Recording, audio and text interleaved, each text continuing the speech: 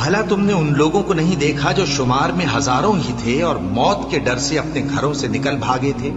تو اللہ نے ان کو حکم دیا کہ مر جاؤ، پھر ان کو زندہ بھی کر دیا۔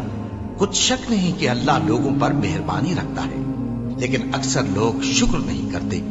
اور مسلمانوں، اللہ کی راہ میں جہاد کرو اور جان رکھو کہ اللہ سب کچھ سنتا ہے، سب کچھ جانتا ہے۔ کون ہے کہ اللہ کو قرض حسنہ دے کہ وہ اس کے بدلے اس کو کئی گنا زیادہ دے گا؟ اور اللہ ہی روزی کو تنگ کرتا اور وہی اسے کشادہ کرتا ہے، اور تم اسی کی طرف لوٹ کر جاؤ گے۔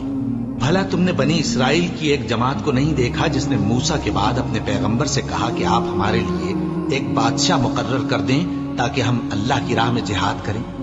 پیغمبر نے کہا کہ اگر تم کو جہاد کا حکم دیا جائے تو ایسا تو نہیں کہ لڑنے سے پہلو تہی کرو۔ وہ کہنے لگے کہ ہم اللہ کی راہ میں کیوں نہ لڑیں گے جبکہ ہم وطن سے خارج اور بال بچوں سے جدا کر دیے گئے۔ پھر جب ان کو جہاد کا حکم دیا گیا تو چند اشخاص کے سوا سب پھر گئے، اور اللہ ظالموں سے خوب واقف ہے۔ اور پیغمبر نے ان سے یہ بھی کہا کہ اللہ نے تم پر طالوت کو بادشاہ مقرر فرمایا ہے۔ وہ بولے کہ اسے ہم پر بادشاہی کا حق کیوں کر ہو سکتا ہے؟ اس سے بڑھ کر بادشاہی کے مستحق تو ہم ہیں، اور اس کے پاس تو بہت سی دولت بھی نہیں۔ پیغمبر نے کہا کہ اللہ نے اس کو تم پر فضیلت دی ہے اور بادشاہی کے لیے منتخب فرمایا ہے۔